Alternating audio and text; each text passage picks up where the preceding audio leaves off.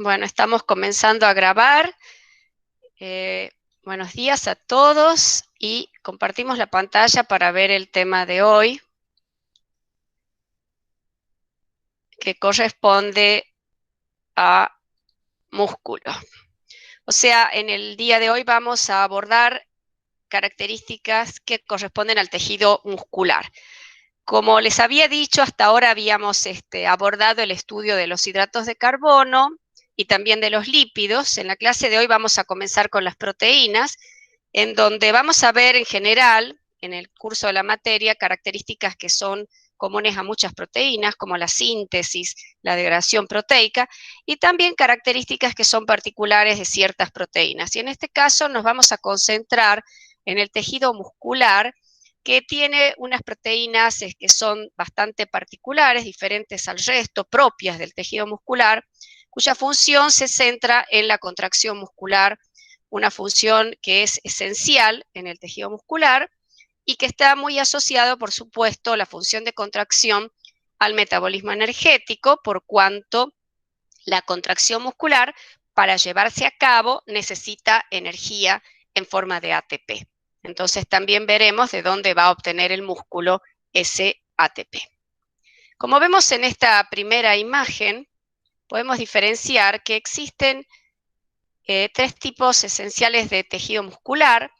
El tejido muscular cardíaco, que se encuentra en el corazón, presenta estriaciones, como podemos ver en esta imagen. El tejido muscular esquelético, el tejido muscular liso. Es decir, que esos tres tipos de tejido muscular tienen características que les son propias y algunas compartidas. En el tejido muscular cardíaco vamos a ver que es un tejido que presenta estriaciones, es decir, ven esas rayitas que se pueden observar, y es un tejido que se caracteriza porque su contracción es involuntaria. Por suerte, el corazón sigue latiendo independientemente de nuestra voluntad, y por otro lado, esa contracción es una contracción de tipo rápida. El músculo esquelético, que es el músculo que está, como su nombre lo indica, asociado al esqueleto, es decir, que se encuentra adherido a los huesos para poder facilitar la movilidad, digamos, de esos huesos, por supuesto a través de tendones, es un músculo que es un músculo estriado, sus células son de carácter estriado porque tienen esas vaivenes entre zonas claras y oscuras. La contracción está sujeta a la voluntad, es decir, yo decido levantar un objeto, contrayendo, por ejemplo, los músculos del brazo, y también es una contracción rápida. Mientras que el tejido muscular liso, que recibe ese nombre porque no posee estriaciones, es en cambio de contracción involuntaria, es decir, está en todos el estómago, el sistema digestivo, los intestinos, o sea, todo eso se mueve y no depende de nuestra voluntad moverlo, sino que se mueven independientemente de nuestra voluntad. La contracción es más bien lenta y, como dije, se llama liso porque no posee las estriaciones. Bien, en general, como lo había mencionado en un comienzo, la función del tejido muscular es, como su nombre en cierto modo hace alusión, contraerse. Va a contraerse, es decir, que va a disminuir su longitud, con lo cual, al disminuir su longitud, va a provocar un movimiento ya sea en los huesos, en el tejido esquelético, o un movimiento, por ejemplo, a nivel de los intestinos, o un movimiento de la sangre por la contracción de las células musculares de los vasos sanguíneos. Para esa función de contracción, necesita de alguna manera usar la energía contenida en el ATP, que es una energía que llamamos energía química, porque es una energía que está contenida en esos enlaces fosfatos del adenosintrifosfato. Recuerden que habíamos explicado que el hecho de tener tres fosfatos hacía que haya mucha carga negativa junta, y para mantener unida una misma carga negativa hace falta mucha energía, porque tienden a repelerse, digamos, las cargas que son del mismo signo.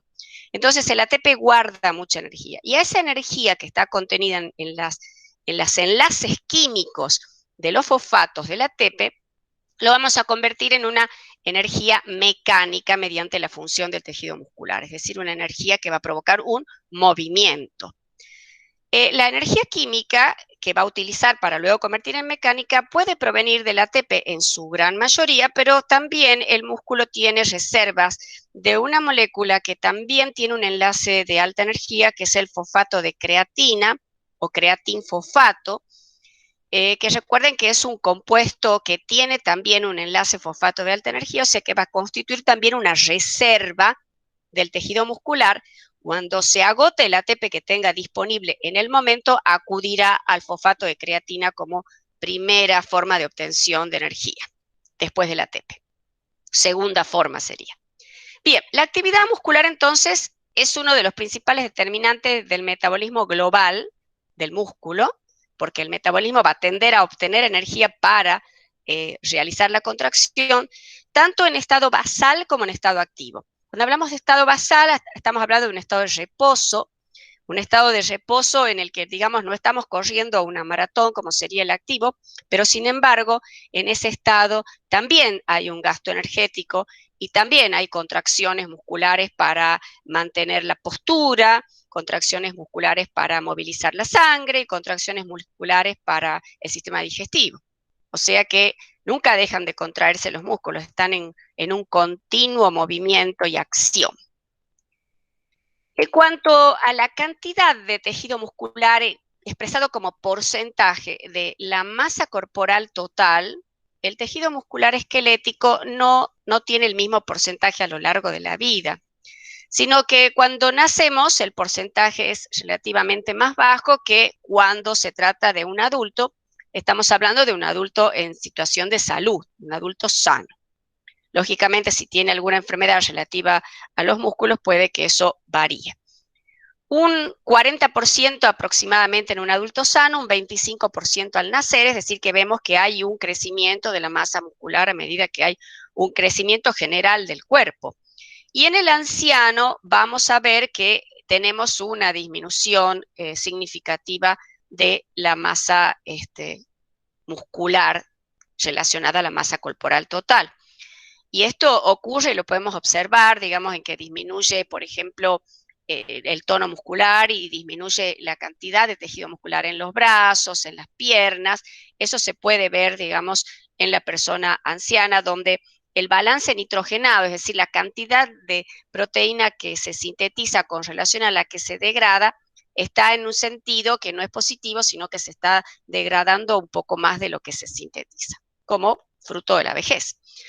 El término que se utiliza para hacer alusión a la pérdida de masa muscular es sarcopenia. Como podemos ver acá, bueno, hay en esta imagen una clara distinción entre el músculo más desarrollado y el músculo que ha sufrido una sarcopenia, que es algo que ocurre como producto de la vejez y en algunas enfermedades también, que son enfermedades generales y debilitantes como el SIDA o el cáncer.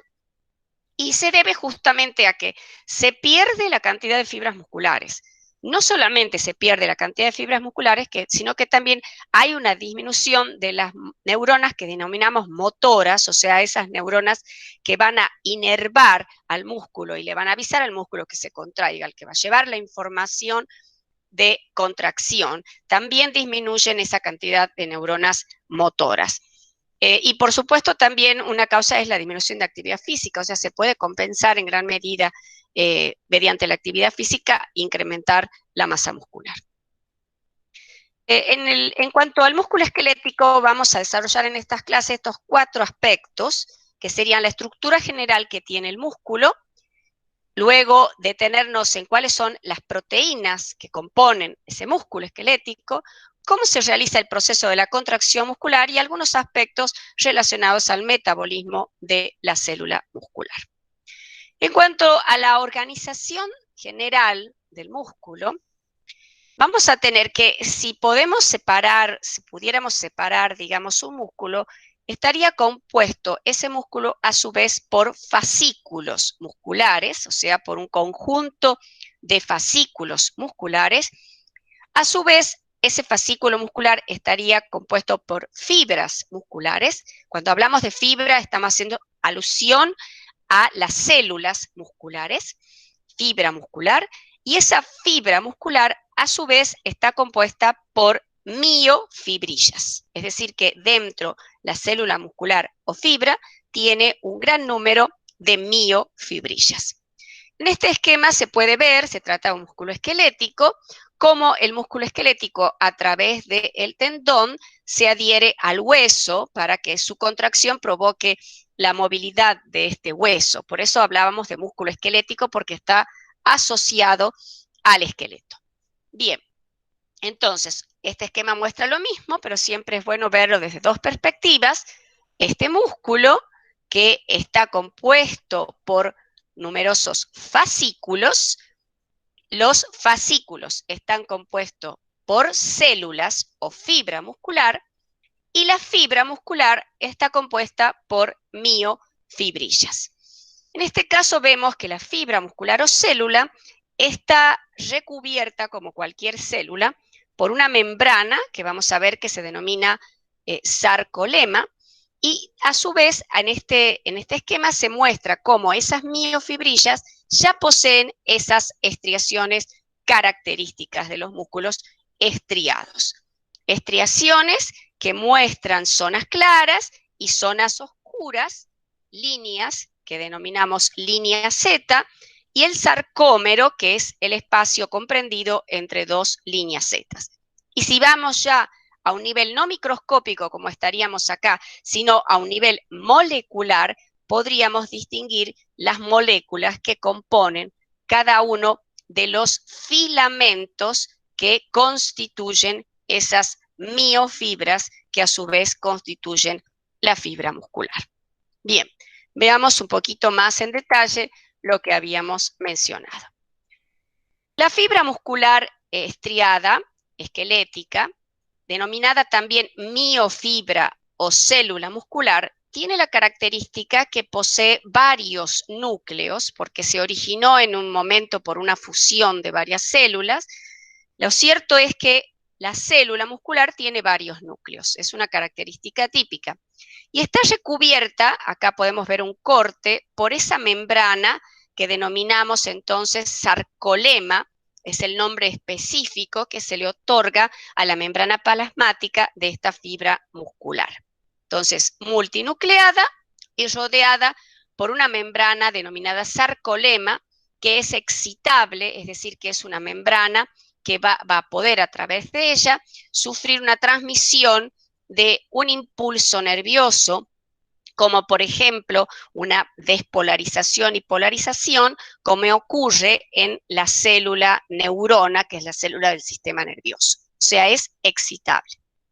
Bien, esta célula muscular, acá estamos separando una de esas miofibrillas, acá lo vemos en mayor tamaño, posee muchas miofibrillas.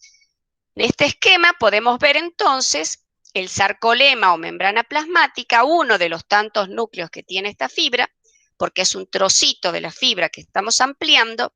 Vemos que posee un número bastante considerable de mitocondrias, y a su vez esas miofibrillas están bañadas en lo que se denomina sarcoplasma, que sería el equivalente al citoplasma cuando hablamos de una célula en general. Lógicamente, en ese sarcoplasma habrá ATP, habrá fosfocreatina, habrá glucógeno, todas fuentes de energía, habrá mioglobina, que es una proteína específica para transportar oxígeno, cuya estructura está compuesta por globina, por una globina y un grupo hemo. Es decir, es similar a la hemoglobina, pero es un monómero. Una sola globina, un solo hemo tiene esta mioglobina. Y va lógicamente a transportar el oxígeno, que va a ser necesario en el caso que se obtenga energía en condiciones oxidativas. Y por supuesto las enzimas de la glicólisis y todas las enzimas que necesitamos también, por ejemplo, para los diferentes metabolismos. También estarán dentro de la mitocondria, por supuesto, las enzimas del ciclo de Krebs, etc. Algo que debemos destacar, que entre esas miofibrillas está lo que se denomina el retículo sarcoplasmático, que sería el equivalente al retículo endoplasmático, que es una serie de membranas que ven como que recubren esas miofibrillas. Y algo importante de destacar es que dentro de ese retículo sarcoplasmático se encuentra una reserva de iones calcio, que van a jugar un papel muy importante en la contracción muscular.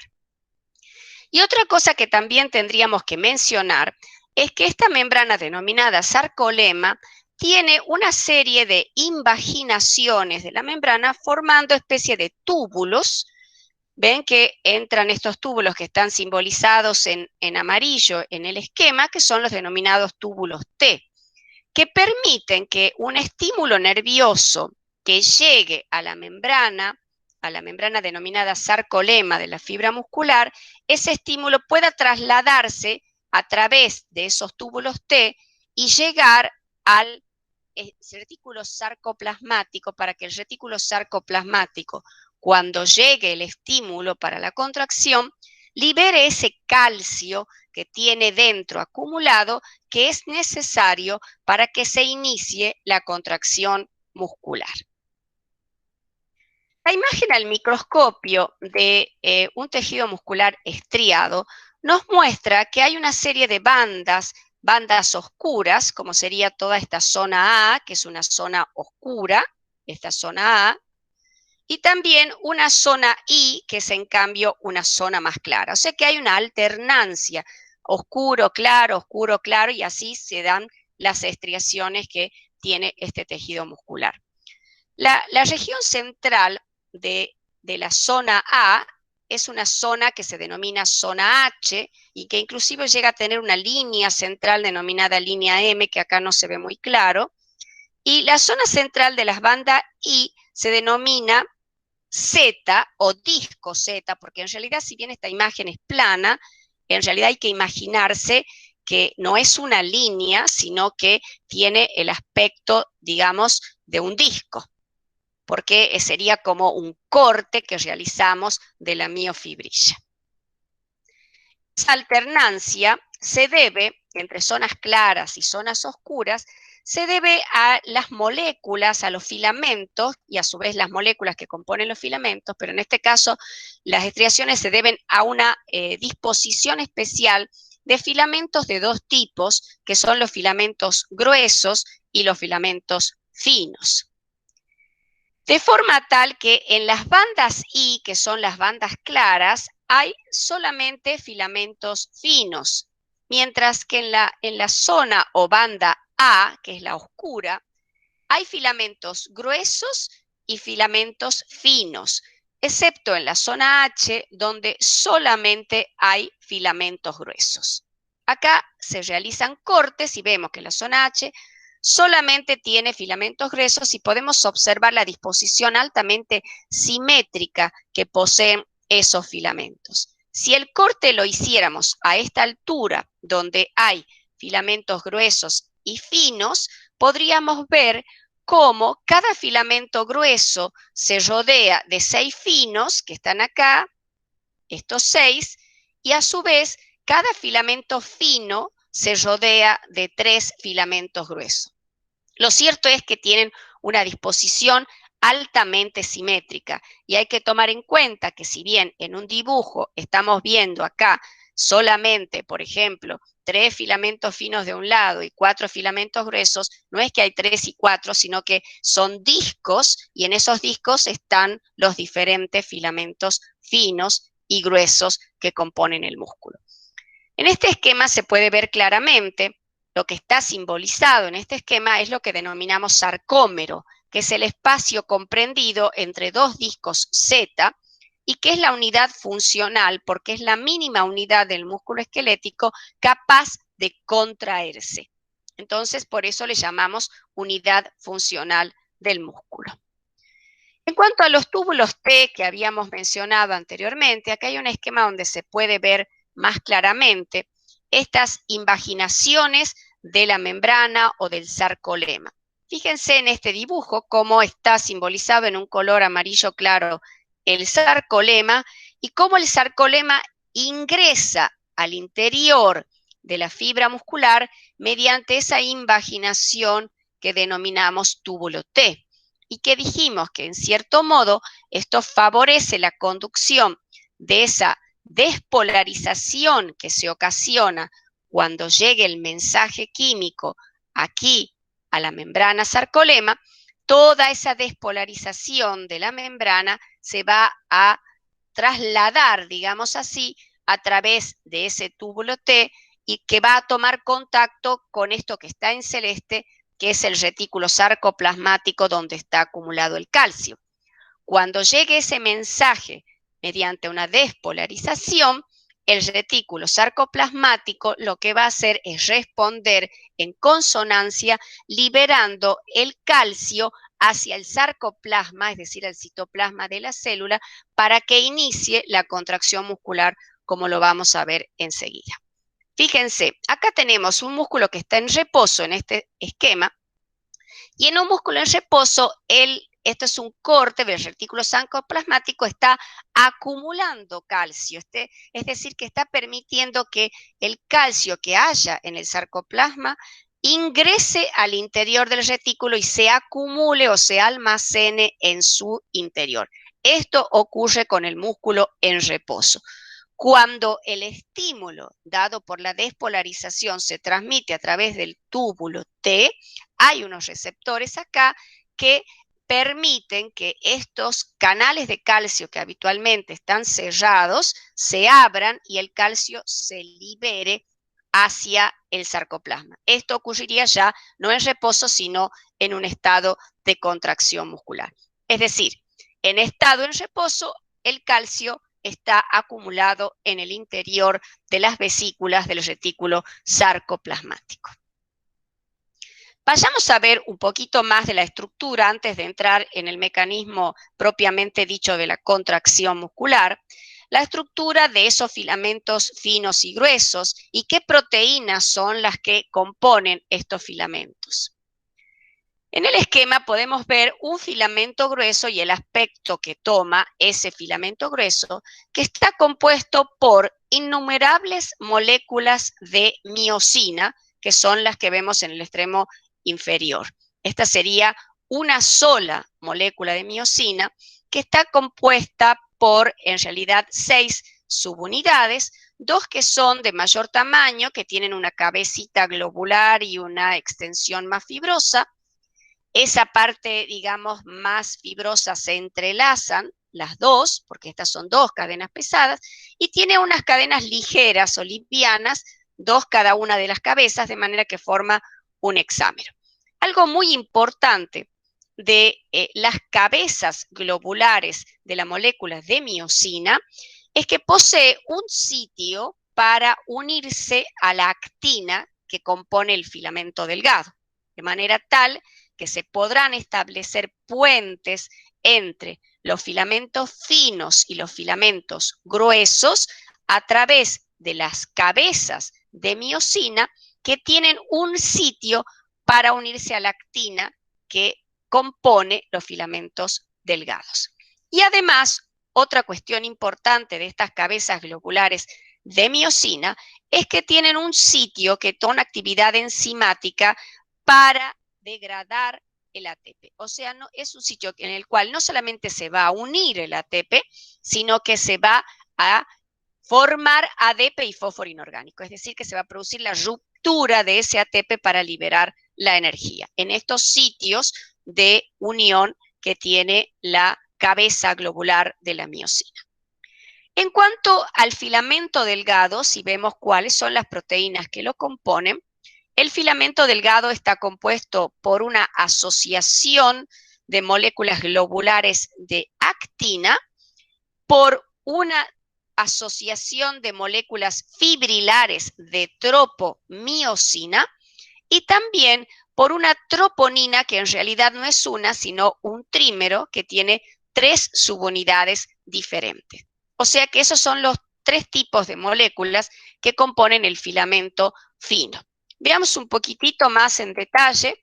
Esta es la estructura del filamento grueso, donde cabe destacar que las moléculas de miosina tienen una orientación particular, de manera que la parte más filamentosa se ubica hacia el centro del filamento, y las cabecitas globulares se ubican hacia afuera, dispuestas simétricamente.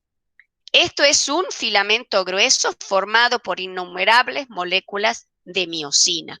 Si tomamos en cuenta una sola molécula de miosina, decimos que esa molécula es un hexámero, es decir, que está compuesta por 6 subunidades, en donde una subunidad sería un filamento más una cabeza, la otra subunidad, el otro filamento más la otra cabecita, y después tenemos 2 subunidades livianas en cada una de las cabezas globulares. Nuevamente remarcamos que los dominios globulares tenían, además del sitio de unión a la actina, un sitio con actividad enzimática ATPasa, es decir, capaz de romper el ATP en ADP y fósforo inorgánica. En cuanto a los filamentos finos, veamos que están formados por actina, que tiene una estructura globular, se la denomina actina G de globular cuando está suelta, pero en realidad se asocia formando cadenas, y no una, sino 2 cadenas que a su vez se disponen como en forma de hélice. Cuando la actina se encuentra polimerizada en esta forma de cadenas, ya no se denomina actina G, sino actina F, por su estructura fibrosa. O sea, la letra F viene de fibrosa. Eso en cuanto a la actina.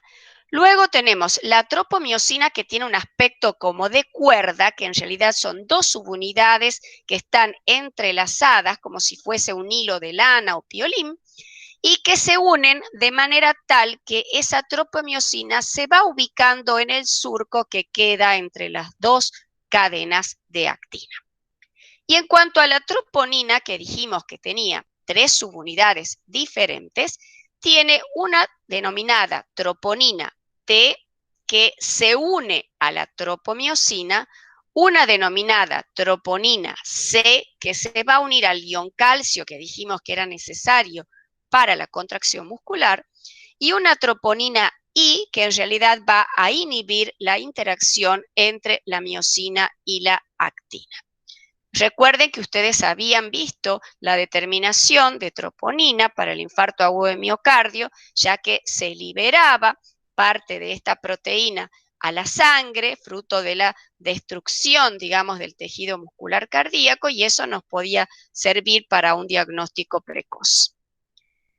Bien, para que todo esto no quede suelto, en realidad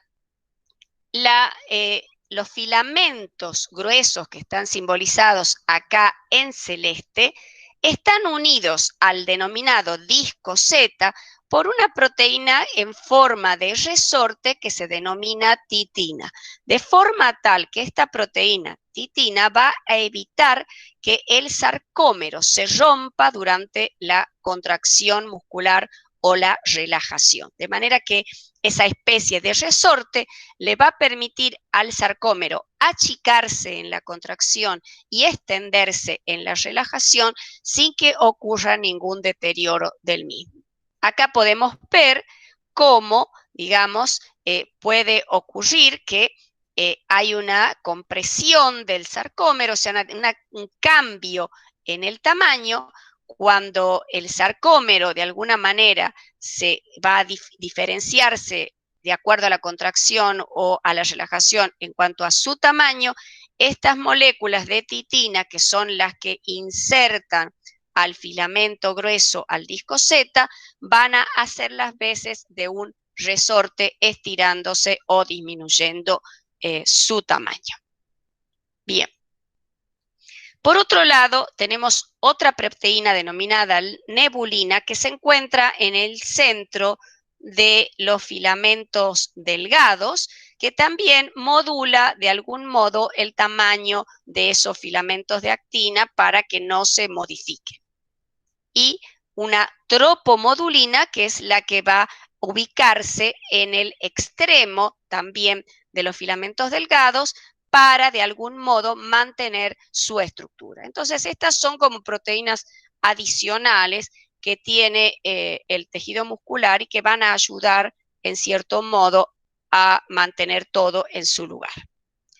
¿Cómo ocurre la contracción muscular? En realidad habíamos mencionado que había un cambio en el tamaño del sarcómero.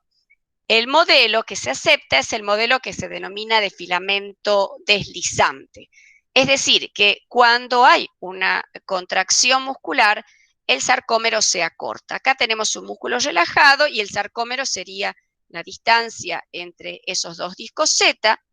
Cuando existe el calcio para que ocurra la contracción y el ATP para proveer la energía, ocurre la contracción y lo que ocurre es que el sarcómero se acorta, es decir, que los discos Z se desplazan, digamos, hacia el centro, lo cual hace que los filamentos delgados se deslicen y se ubiquen más hacia el centro, mientras que la longitud no se ve alterada. O sea, la longitud de los filamentos delgados y de los filamentos gruesos no sufre modificación, como podemos ver en este esquema, sino que las bandas oscuras que hay acá en el centro sí va a sufrir una disminución de tamaño, pero no hay una alteración de la longitud, ni en el filamento delgado, ni en el filamento grueso, sino que la contracción, como dice acá, constituye un deslizamiento de filamentos delgados con el consecuente acortamiento del sarcómero. Bien, en el músculo relajado, lo habíamos mencionado, en el sarcoplasma casi no hay calcio. Hay una alta concentración de ATP porque no se está utilizando el ATP y en este caso la miosina no está asociada a la actina. Nos faltaría ver de qué manera se produce ese deslizamiento de los filamentos delgados. Durante la contracción, lo que ocurre es que las cabecitas globulares de la miosina se asocian a la actina y hacen un movimiento de remo, de manera que se asocian, tiran hacia el centro de la zona H, luego se desprenden, se asocian más adentro, tiran de nuevo hacia la zona H y esto es lo que produce el desplazamiento de los filamentos delgados. Es decir, que son las cabezas de la miosina las que uniéndose a los filamentos delgados lo desplazan hacia el centro de la zona H. Y la energía, lógicamente, se va a utilizar para justamente hacer ese desplazamiento de los filamentos delgados. ¿Cómo comienza esta historia? O sea, ¿quién lleva la información para producir este desplazamiento de filamentos delgados? ¿Quién lleva la información para que se produzca la contracción muscular?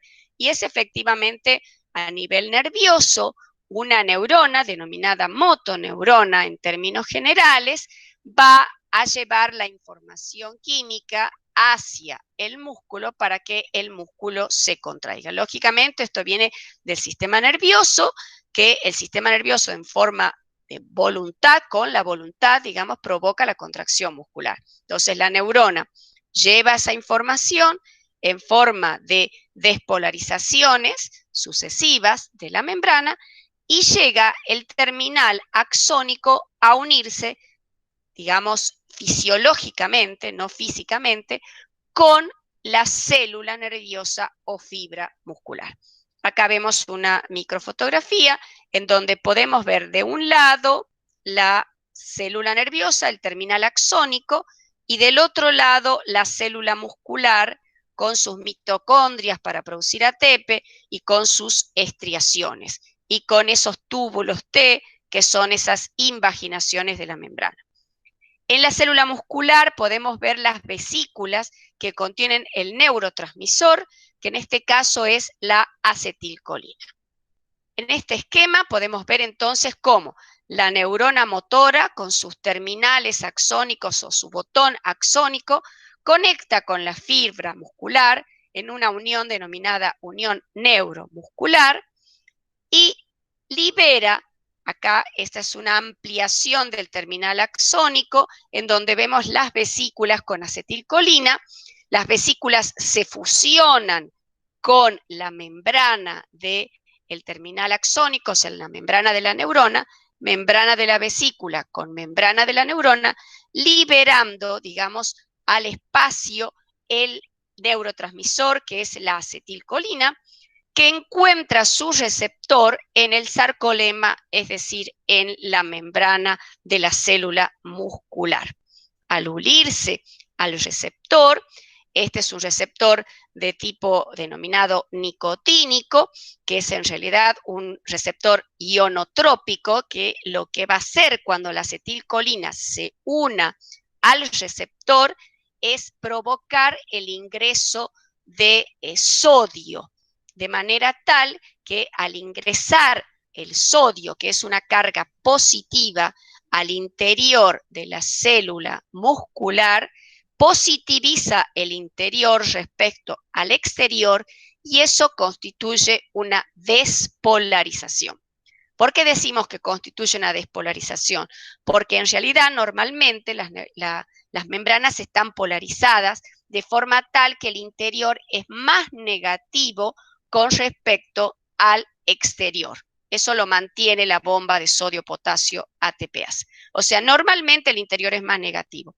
Si ahora entra sodio, se hace positivo y entonces se despolariza la membrana. De manera entonces que acá vemos una ampliación, esta sería el sarcolema, este sería el túbulo T, acá está el retículo sarcoplasmático con su calcio acumulado, acá tenemos una bomba de sodio-potasio que normalmente hace que el interior esté negativo y el exterior esté positivo. Cuando llega el estímulo nervioso, se produce la despolarización, es decir, que el interior que era negativo ahora se vuelve positivo. De esa forma se transmite un impulso nervioso. Y esto hace que canales de calcio que hay en el retículo sarcoplasmático, que son sensibles al voltaje, se abran y liberen el calcio hacia el sarcoplasma. Y ese calcio va a iniciar la contracción muscular. Bien, entonces, ¿de qué manera lo va a iniciar? Volviendo a las moléculas que forman cada uno de los filamentos, cuando el calcio se libere al sarcoplasma, se va a unir a la troponina y exactamente dentro de esa troponina, recordemos que había 3 subunidades, la parte C de la troponina es la que va a unir el calcio. Entonces, este es el estado 1, cuando no hay calcio, y en este estado que hay calcio y que además había ATP para obtener energía, el calcio uniéndose a la troponina C provoca un cambio conformacional que de algún modo modifica la posición de la tropomiosina. Es decir, que el calcio al unirse a la troponina C cambia su conformación y la parte de la troponina T que está unida a la tropomiosina tira hacia un lado de manera de desplazar a esa tropomiosina. Al desplazarse la tropomiosina, este sitio que tenía la actina, que estaba tapado por la tropomiosina, ahora queda al descubierto porque la tropomiosina se desplazó. Y ese sitio de la actina es el que es capaz de unirse a la cabeza globular de la miosina y provocar entonces la contracción. Lógicamente, las cabezas de miosina que se unieron a la actina previamente hidrolizaron ATP para obtener la energía.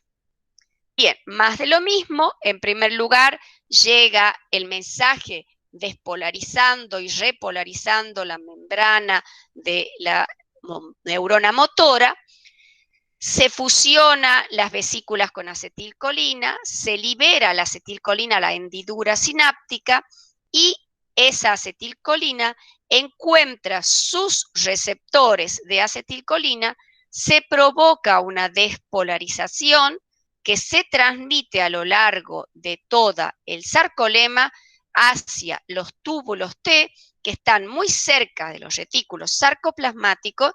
Eso hace que se abran los canales de calcio, el calcio se libera hacia el sarcoplasma, el calcio se une a la troponina C, se desplaza la tropomiosina, deja libre los sitios para unión a la cabeza globular de la miosina, se produce la unión de la cabeza globular de la miosina con la actina, se desplazan los filamentos delgados y luego para retornar a la situación de relajación, esto ocurre cuando el calcio se desprende de la troponina C y luego reingresa al retículo sarcoplasmático. Los ciclos de la contracción entonces serían los siguientes. Partimos del punto 1, en donde tenemos la unión del ATP a la cabeza de miosina para proveer de energía. Se hidroliza en esa cabeza de miosina donde estaba la ATPasa, se forma ADP y fósforo inorgánico como productos de esa hidrólisis. Una vez que se ha hidrolizado, la cabeza de miosina cambia su forma, digamos, su ubicación angular y entonces puede unirse a la miosina a través de un sitio específico que tiene para unión a la miosina. Gracias, por supuesto, a que ese sitio está descubierto porque antes se unió el calcio y corrió a la tropomiosina que tapaba el sitio. Luego que se produce el puente entre actina y miosina, se libera en primer lugar el fósforo inorgánico, luego se produce el movimiento, luego se libera el ADP, el golpe de potencia, quiere decir el movimiento de la fibra, mejor dicho, del filamento fino, eso es el golpe de potencia, y luego es necesario que una vez liberados los productos fósforo inorgánico y ADP, se una otro ATP para que la cabeza de miosina se separe de la actina. Bien. Cuando existe, digamos, un agotamiento de ATP, como por ejemplo cuando ocurre la muerte en un paciente que ha fallecido, se agota la reserva de ATP, entonces no habrá más ATP para unirse a la cabeza de miosina que logre separarse de la actina. Entonces el músculo queda contraído y es lo que se denomina el rigor mortis o rigidez cadavérica, porque queda la actina y la miosina unidas y el músculo por ende queda en estado contraído. No olvidemos que para la contracción muscular hace falta ATP como fuente de energía para la contracción y también para la relajación. El 30% del total de ATP consumido por el organismo es utilizado por la masa muscular. Y si hay un ejercicio físico intenso, ese porcentaje puede incluso llegar al 90%. Es decir, que el tejido muscular es un alto consumidor de energía. En cuanto al metabolismo, hay algo que tenemos que destacar, y es que el músculo no es capaz de realizar gluconeogénesis. Recordemos que la gluconeogénesis sí es posible en el hígado. Esa vía metabólica que permitía formar glucosa a partir de fuentes que no eran hidratos de carbono, como por ejemplo lactato, como por ejemplo piruvato, como por ejemplo ciertos aminoácidos como la alanina. Entonces, el músculo que no va a hacer gluconeogénesis, cuando tenga necesidad de glucosa, necesitará sí o sí asociarse a otro tejido como es el hígado que realice una gluconeogénesis por él y le devuelva glucosa para poder seguir realizando la contracción muscular en condiciones de anaerobiosis, en condiciones en que no tiene disponibilidad suficiente de glucosa, por ejemplo. Bien, veamos entonces, en el caso del músculo, cuando no hay oxígeno suficiente, recordemos que la glucosa por glicólisis se convierte en piruvato y la energía la va a obtener el músculo a partir de la glucólisis. Pero para que continúe la glucólisis, ese piruvato se convierte en lactato como una manera de reoxidar el NAD reducido a NAD oxidado. Y ese lactato comienza a acumularse en el músculo y el músculo no puede con ese lactato convertirlo en glucosa. Entonces, el músculo exporta lactato a la circulación sanguínea, el lactato llega al músculo y el músculo al hígado, disculpen, el lactato llega al hígado y el hígado, que sí puede hacer gluconeogénesis, lo convierte en glucosa. La glucosa vuelve a la circulación sanguínea y puede ser utilizada por el músculo para continuar obteniendo energía a partir de la glucólisis. Otro ciclo que ocurre es el ciclo de la glucosa-alanina, donde el músculo lo que exporta no es lactato, sino alanina. Y esto puede ocurrir también en el ejercicio muscular intenso, donde hay cierta proteólisis del tejido muscular, de forma tal que algo de la proteína muscular se convierte en aminoácidos.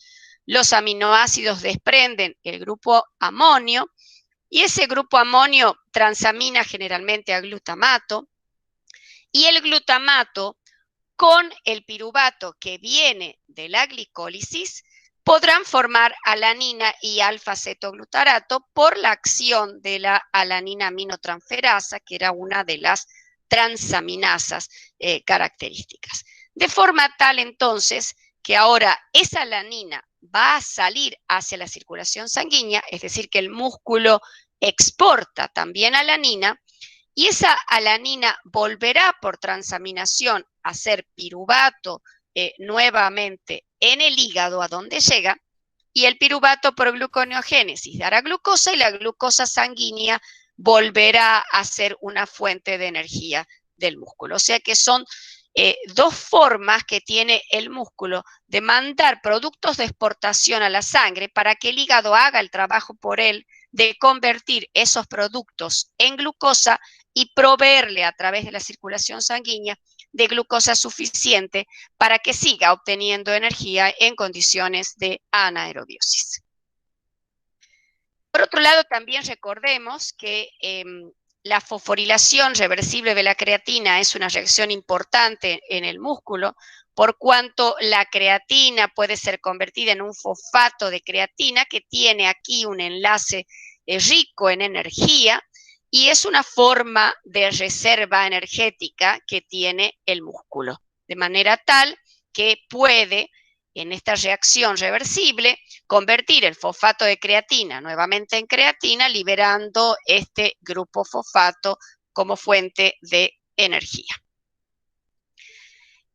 La fuente de energía que va a utilizar el músculo va a depender mucho del tipo de actividad física, o sea que depende de la fuerza, depende de la duración de la actividad. No es lo mismo, por ejemplo, un músculo que interviene en la postura, que está continuamente contrayéndose, que un músculo que tiene que actuar en un determinado momento de una forma rápida.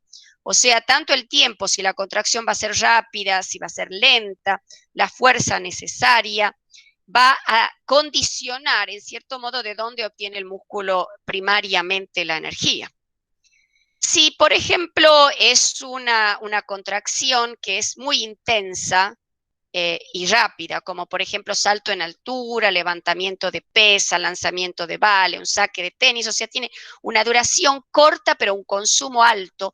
Entonces, en ese caso, la energía va a ser provista por el ATP que tenga de reserva el músculo.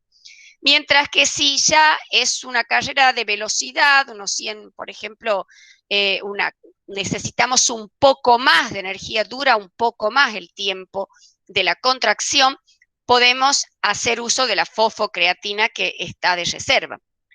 El tercer aspecto, o la tercera fuente energética, mejor dicho, va a ser la glicólisis, por ejemplo, en una carrera de 200 metros, 400 metros, en donde ya la duración es un poco mayor, pero obtenemos ATP a partir de la glicólisis.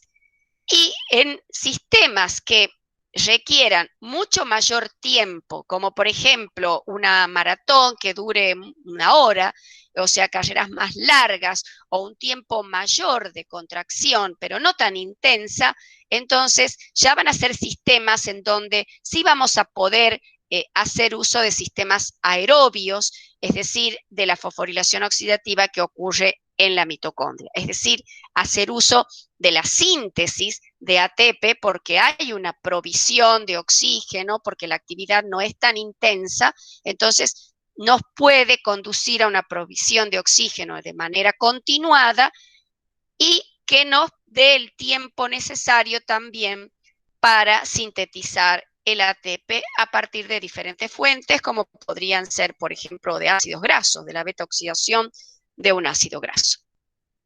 De acuerdo a eso, también se ha visto que el músculo estriado tiene tipos de fibras diferentes, como que hay fibras o células musculares que son glucolíticas rápidas, es decir, son aquellas que van a usar, digamos, energía en condiciones anaeróbicas a partir de la glucólisis, y fibras oxidativas lentas que van a ser capaces de realizar contracciones más extendidas en el tiempo y a su vez usar ATP generado por fosforilación oxidativa a partir de una beta-oxidación, por ejemplo, porque al ser extendido en el tiempo le va a dar tiempo a esa síntesis.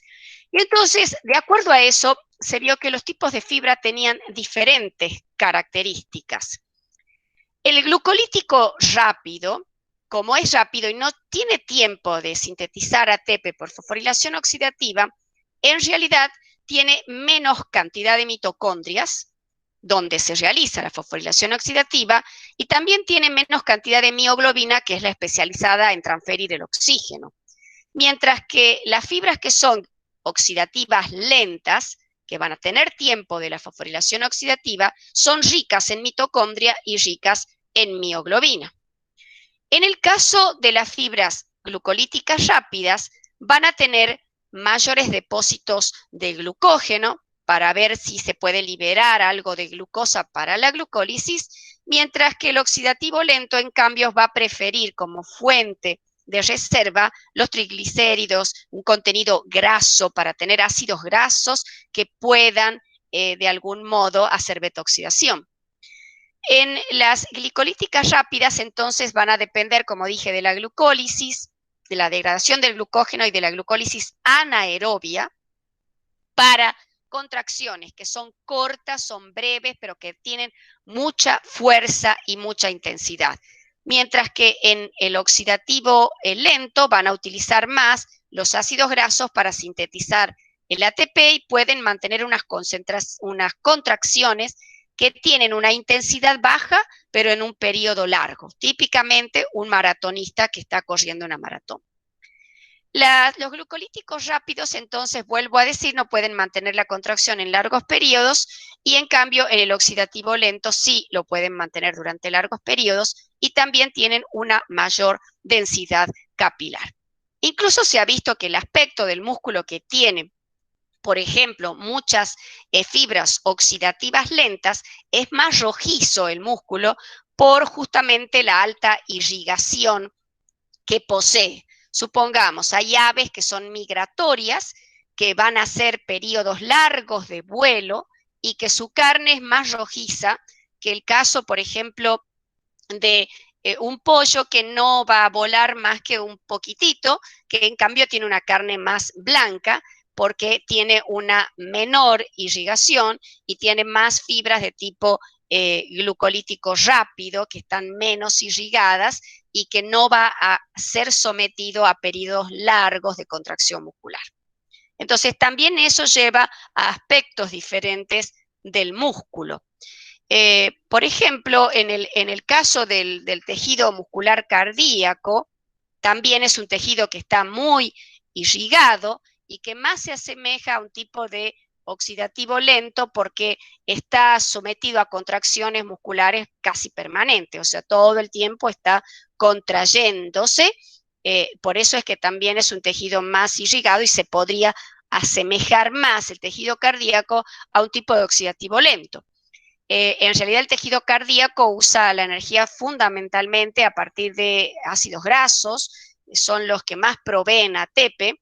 La glucosa provee una mucha menor cantidad de ATP que los ácidos grasos, y solo en situaciones, digamos, de patología, de situaciones de isquemia, que no tiene llegada de oxígeno, el músculo cardíaco cambia, digamos, al metabolismo de tipo anaeróbico y produce en esos casos lactato, y el lactato le llega a producir daño por la acidosis también.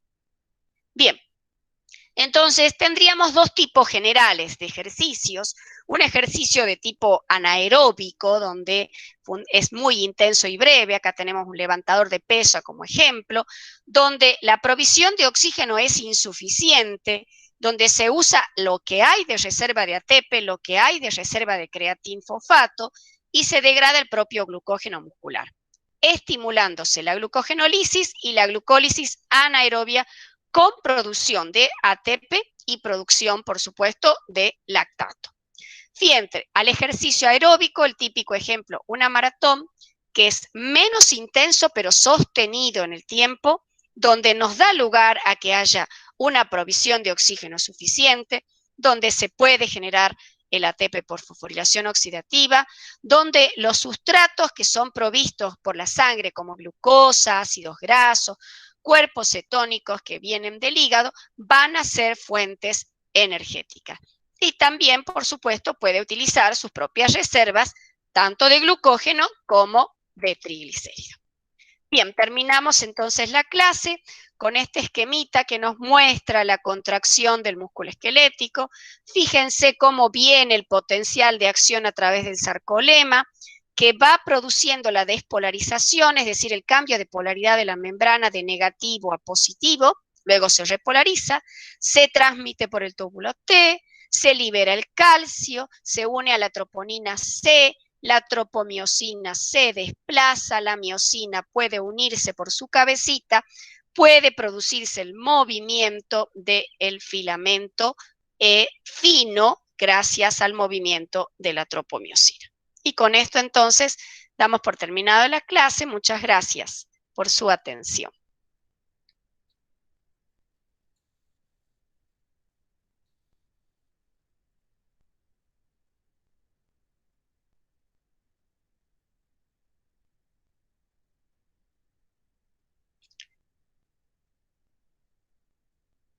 Bien. Bueno, que